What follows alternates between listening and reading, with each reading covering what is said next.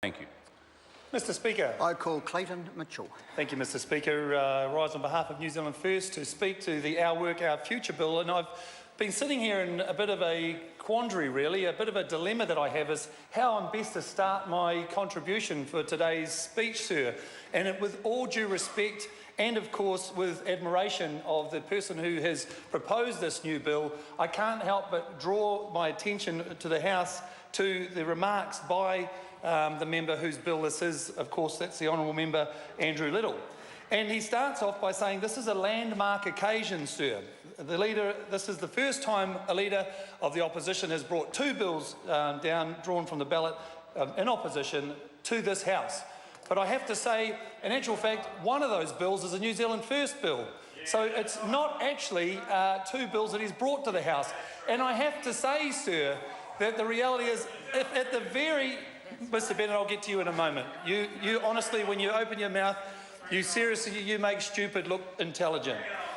When you raise the question of this bill in the House, sir, we as New Zealand First have been speaking about procurement, making sure that we procure New Zealand and putting New Zealanders first. But the member himself has come out and said that this is a policy that the Labour Party has come up with.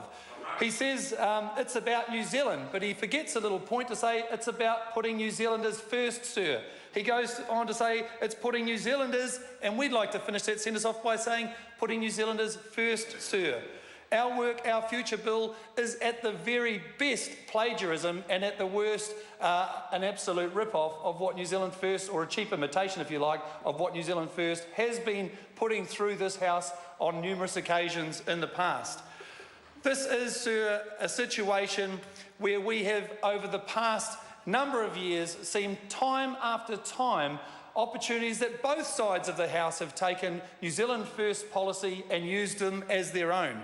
We've seen it with regards to our community wage, New Zealand, with our New Zealand policy, which was community wage, which was put in and taken out by the Labour Party and then has just been recently brought back into the House, trying to label it as their own policy. Our immigration policy, sir, this party over here that is now proposing that we need to tighten up on immigration, of course, that is something that we have proudly been saying for 23 years, sir. Of course, we were called xenophobic and all sorts of racist connotations, and now taking our position on being nationalistic, having a pride for our country. Foreign ownership, sir. Now this party are against foreign ownership of our land, and they're talking about stopping speculative buyers buying up our property. Another New Zealand First policy. Our Youth Employment and Training Initiative. Again, something that New Zealand First has established, got up and running, and has a ballot in the box on that specifically. The Universal Allowance. It's been in our manifesto since 1993. In fact, perhaps, Mr Speaker, you could enlighten me, and the best way of moving forward from here, at the end of my speech, would it be appropriate for me to make a point of order and table our New Zealand First manifesto, just so the member could take a copy and have quick reference to the policies which they so regularly take as their own? No?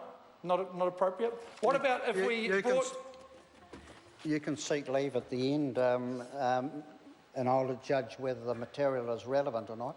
But I do ask the member to come back on what this debate's about and not talk about a wide range of other policies. Clayton Mitchell. Thank you, sir. Just as relevant, sir, because this gentleman truly is a soul of the earth and a true gentleman, and I feel that he would feel far more comfortable putting his name to a bill that was truly his if, in fact, sir, he was part of New Zealand First. In fact, I was at a meeting just recently, and after my speech I was asked a question by a member from the floor. They said, is it true that New Zealand First is looking to put candidates in every election? I said, yes, we are. And then they said, is it true that Andrew Little is running for New Zealand First? I said, what are you talking about? How is that relevant? He said, well, he's taking so many of your policies, I thought he might be becoming a member, and so I thought, sir, it might be appropriate that we gave him a membership so he could actually join New Zealand First, and he'd feel better about taking our policies if he was part of the team, if you know what I mean. Sir, this is a pragmatic bill as far as looking after the benefits of New Zealanders, and I absolutely shake my head in disbelief when I hear absolute nonsense coming out of Brett Hudson's Hudson's mouth saying that this is going to damage New Zealand First Inc. I mean, Brett Hudson, to be fair, is the most disliked member of his own caucus by his own caucus members. But to be fair, that just shows you the disconnect of that party when it comes to looking after the best interests of New Zealand and making sure that New Zealand Inc. and New Zealanders have got the jobs that they need. Thank you, sir. Mr. Speaker. I call